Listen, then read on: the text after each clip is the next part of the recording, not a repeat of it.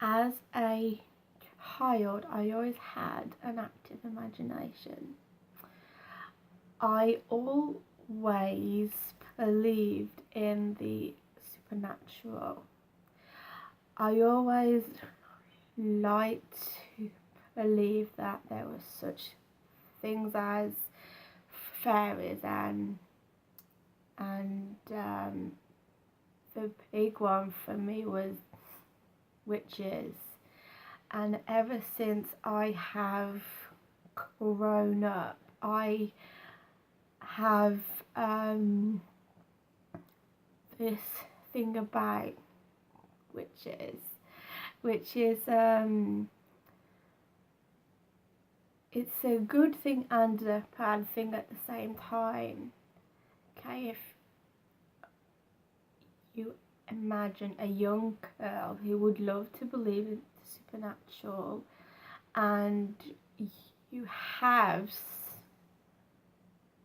something like Peter Pan, that's a young kid's dream to, and I think for me, the reason why that is a young kid's dream is that they don't have to grow up. There's no such things as responsibilities, and you can do what you want when you want, and it's freedom. And with the freedom at the same time comes, in order to be able to get to Never Never Land, you have to learn how to fly. And each year, okay, I'll let you into a little secret now. Each year, whenever I was asked to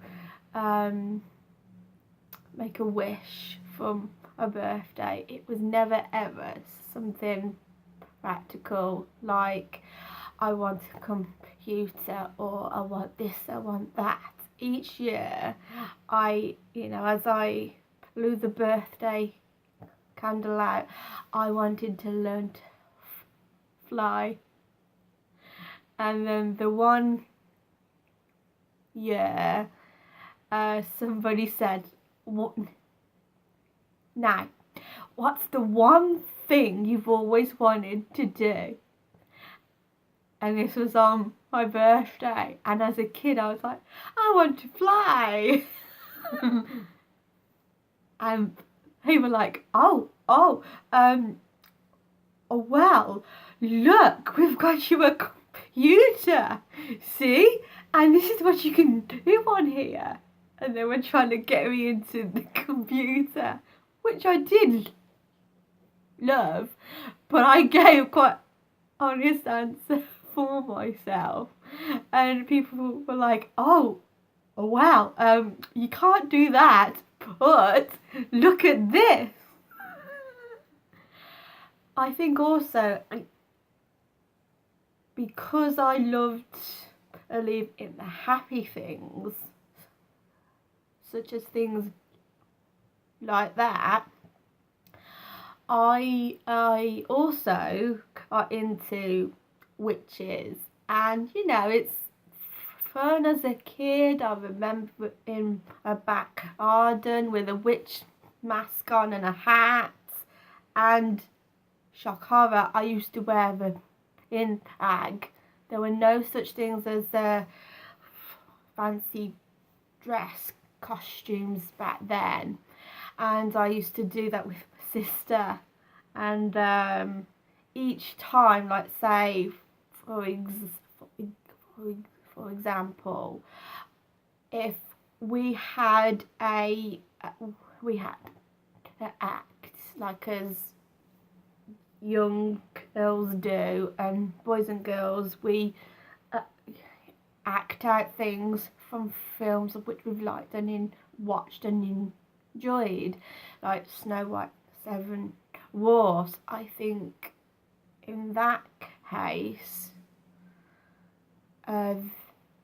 or no, Snow White and Seven Dwarfs. And here's the next song which we used to play at, Cinderella. I never got to be Cinderella. I mean, I always wanted to be, but not for the reasons that all of my other cousins and people that I played with wanted to actually be. I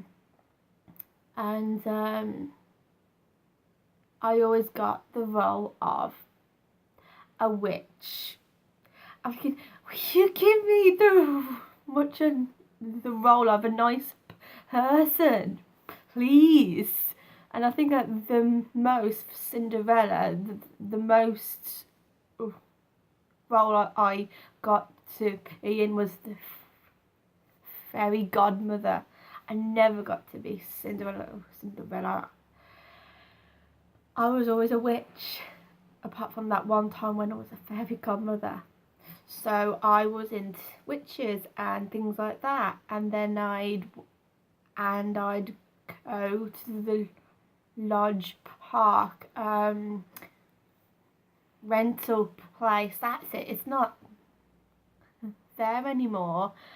And I used to go there with my dad, and we used to pick films, and we would come back and watch them. And I watched everything. I watched things like The Craft. I watched that a couple of times. I watched Hocus Pocus.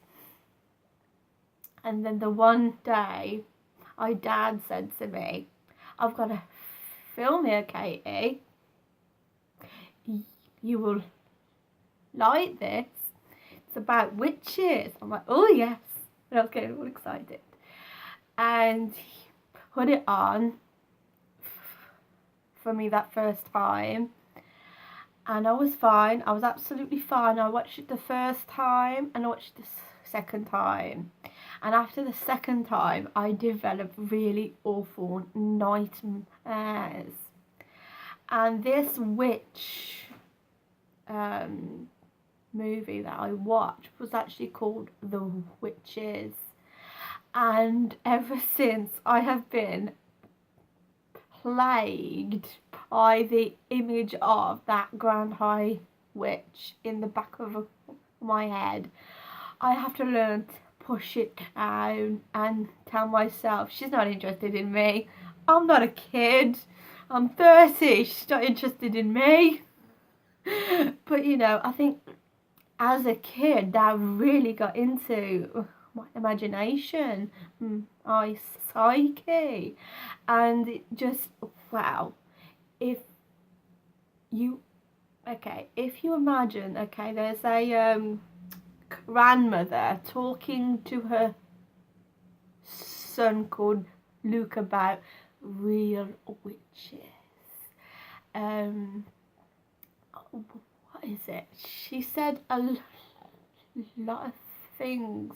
She said that you'd smell to a witch like dogs' droppings. Now hang on a second. When your father was a boy, I warned him about witches too. And that's the opening thing. And afterwards, because she goes into such detail, and for a kid, it's believable, you know, and they itch underneath their wigs. You know, it was her voice and how she explained things. So as Peter Pan was my happy place, the witches was my dark place, where I was so scared. At times I have told myself I'm not going to be scared anymore. I'm going to face it head on. I'm not going to be scared. And she'll take off her mask. Then remove your masks. I'm like, shit. I know I'm not ready. But you know, it's it's like as a kid, the things that you absorb into your own head, you know, People think, oh, you got an active imagination. Well, yes, I have. Or it's what goes in there. Because a young child's mind is very fragile, and what you kind of allow into your head at that early development sets you up for the rest of your life, you know. And it's not just about movies you happen to watch, it's all sorts of things all around you all the time. I remember, and this was at school, I was always getting in trouble, even things that weren't my fault at all. Like, I remember this one teacher, I don't think I can say names across the internet, can I, for confidentiality reasons? But I used to like her. I used to really like her, and I wanted her to like me too. And I remember the once I was sat down, I was reading a book, which was what we were all asked to do, and some kids decided to goof around, talk, mess about, but I was just interested in what I was reading, and so I thought I'd just leave them to get on with it. And they decided to leave the classroom and go up into the hall and mess about up there. And I was just sat down, I was reading, and then all of a sudden, it sounded like a herd of elephants. They came in and they picked up their books, you know, as if to say, oh, we've been reading the whole time. And the teacher came in and said, you're not reading, you, and you. I'm like, what? I'm reading. So I read her a passage out of the book that I was reading to prove to her I was reading. And then I look up and her mouth was like, as if I'd really, really annoyed her, really got to her. And then I got told off.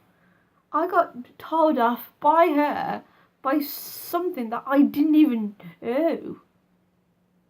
And I think that's me as well. I think it's because people have mistreated me and misunderstood me in lots of different ways that I tend to feel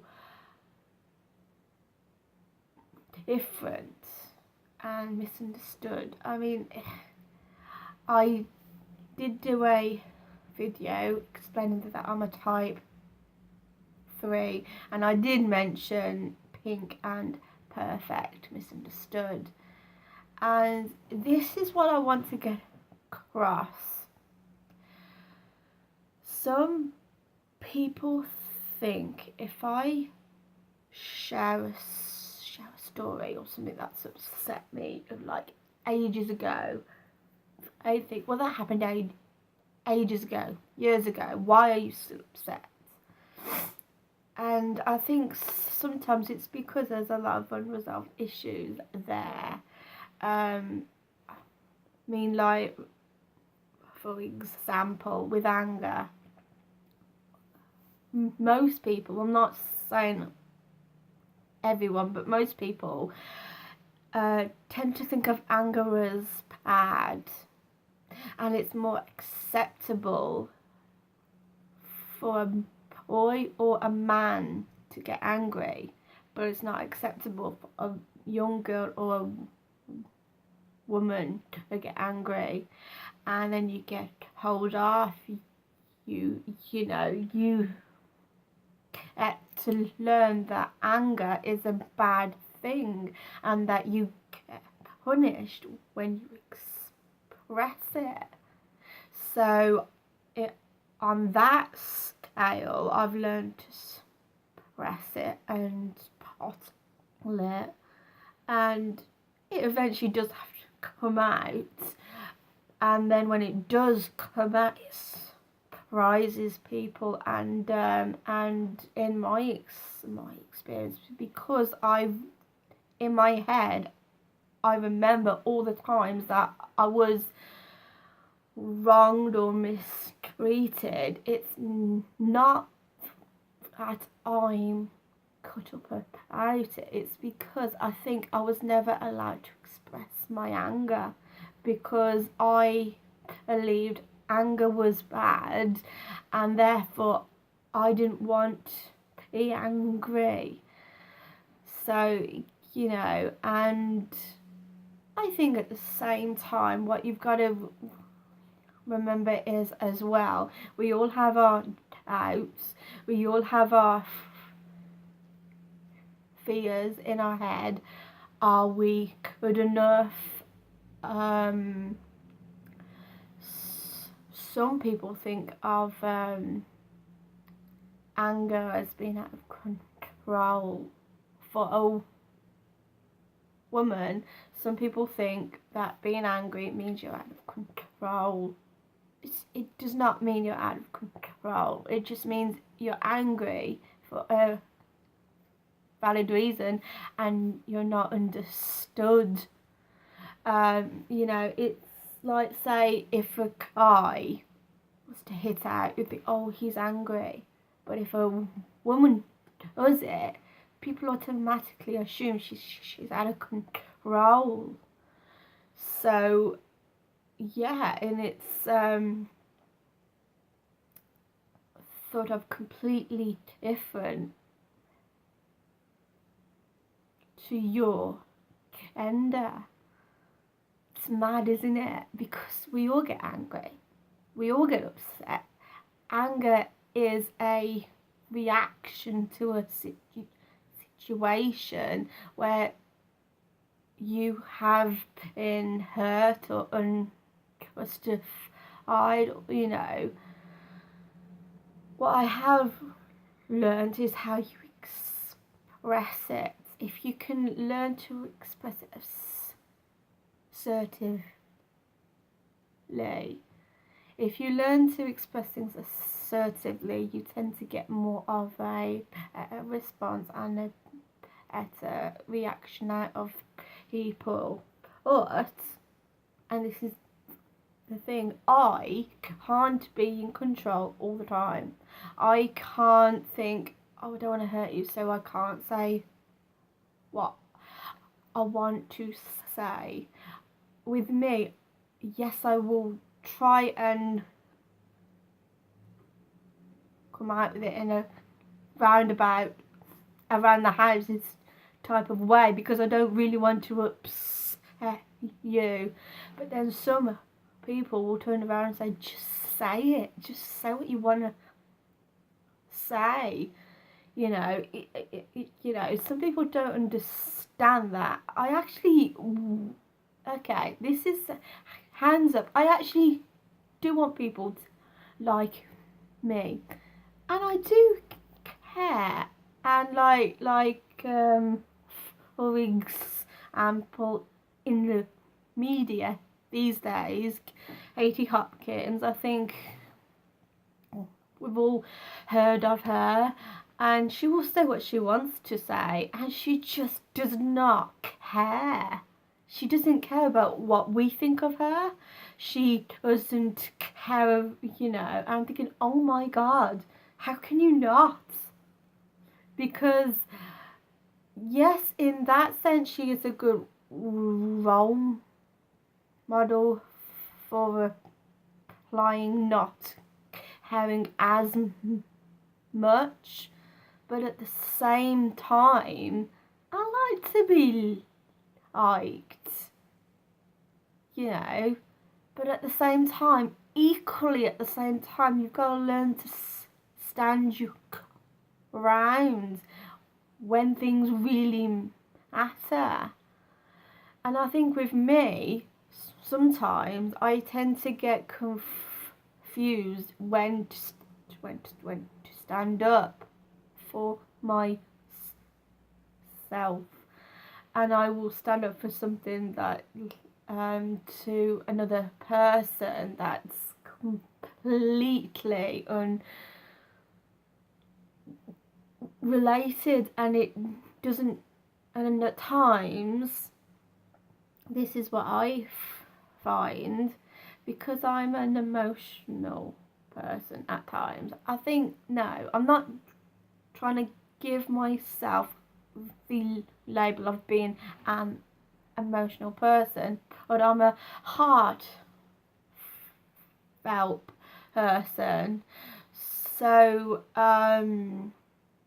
so if I'm like I'll use this as an example. I was at my mum and dad's, and they happened to be watching a video that they made when we were younger, and people were saying, "Oh, look at Katie, what's she doing now?" And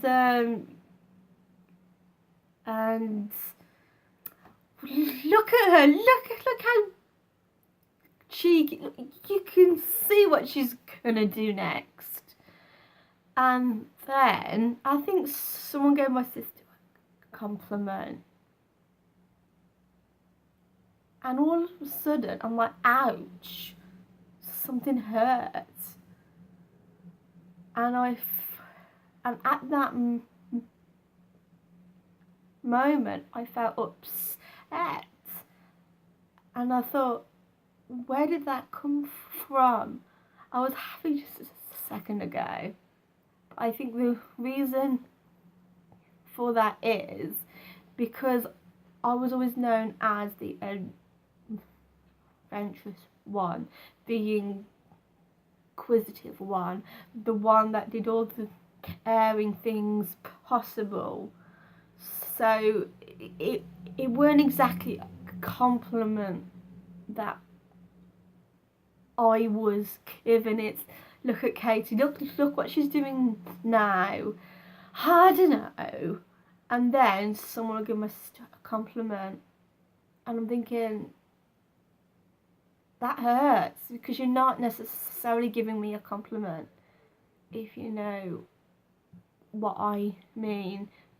Because this is going to sound crazy to people that don't understand, but at times I have actually felt like I'm the black sheep of the family, because I have done things wrong. I've done lots of things wrong. I've made bad choices.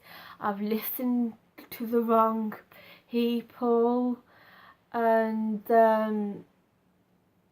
I think at the end of the day, I mean, I have gone through so much that not even my sister has. And at times, if I'm trying to talk to her, and I will, like, if I'm trying to tell her something has happened, because I wanted to understand, I wanted to really understand what I've gone through, and as to why I do the things that I do. You know, I'm not necessarily trying to get the sympathy out, because that's not what I'm doing. I want to make people understand, and for someone to turn around and say, yeah, I do understand that is hard, but have you thought about doing it this way or this way? Have you considered this or that? I'm like, oh, no, I haven't. And so if I'm stuck in a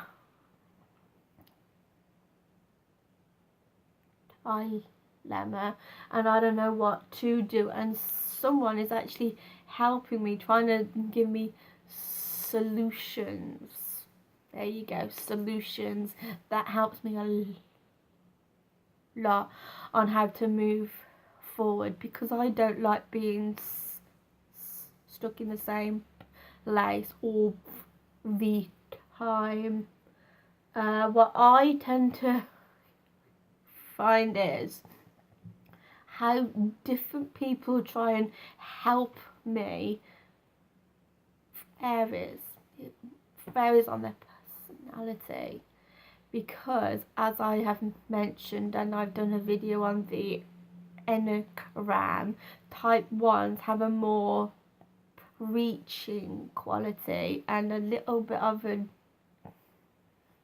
judgmental tone in there as well, and that doesn't always help. They mean well, they want to help, but it's not helping me.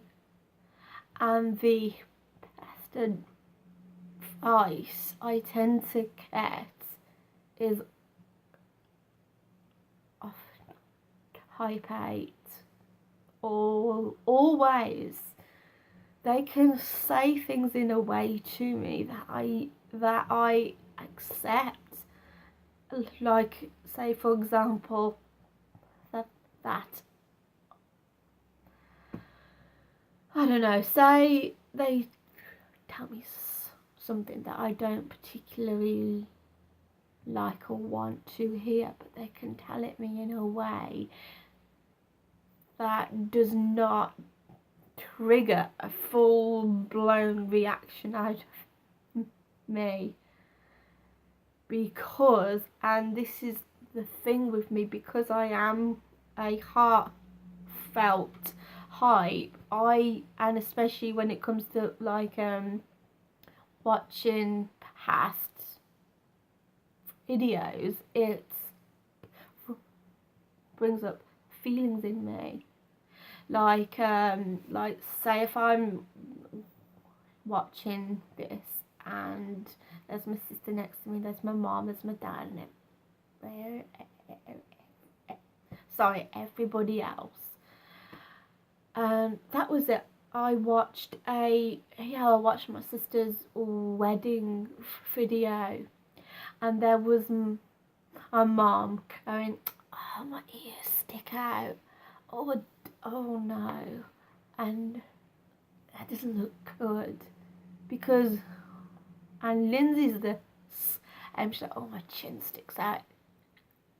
Oh, I got a big chin," or something. And I'm thinking, you're fine. That's what you look like. It's fine. You know, I don't understand. And then, you know, I mean, you can tell my mum or sister that they look fine, they are beautiful, but they don't believe you, because they have a one's critical eye of what isn't perfect enough. And with me, when I'm watching this type of a thing, it's more heartfelt, you know. So I remember being happy. I remember being, you know, I mean, I made a speech at my sister's wedding, and I loved it. You know, because that was a little part of me that I got to perform at her wedding, when I spoke to all the guests, and I rehearsed it, and at the end of it, I think I was told that, you know, I made a couple of people cry because of how I came off. And I mean, all in all, that was a good day. But then after that, after I'd done the speech, I got nervous. I got really nervous, and I went outside, and I had a fag to calm myself down. But of course, but of course, pictures get taken, and I wasn't around for a couple of the pictures, and I think at the end of I mean, I thought photographer would actually say, let's have one of you, he'd be talking to my sister, and let's have one of you and your sister. I thought he would, because I thought that's what photographers are supposed to do, like, let's get one with the mom and the dad and the sister, and then this is what's gonna happen. There was none of that at all, and I would have liked more pictures with my sister. But there you go, and I think Lindsay felt the same way as well, and she was, she's saying, well, you could have been a bit more of heart in the actual day. And I remember even thinking, when all the pictures were actually being taken, I was always on the end of the picture. I'm thinking, what am I doing on the end? I should be with her. But see, the thing is, unless I get the green light that she wants me there, I'm not going to force myself on her, because I would rather do what she wanted. But, and again, it is a bit of guess work when there's no communication. So, I think communication is important, because that's when things get crossed, wires get crossed and everything. I mean, I love my sister. I love my sister at the end of the day. And I think if you are an older sister and you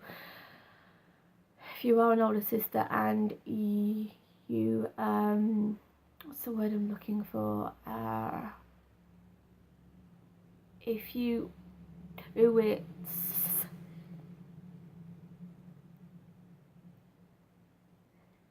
seriously, if you really do it seriously, you have a sense of, she's my younger sister, I'm the older one, I'm protective.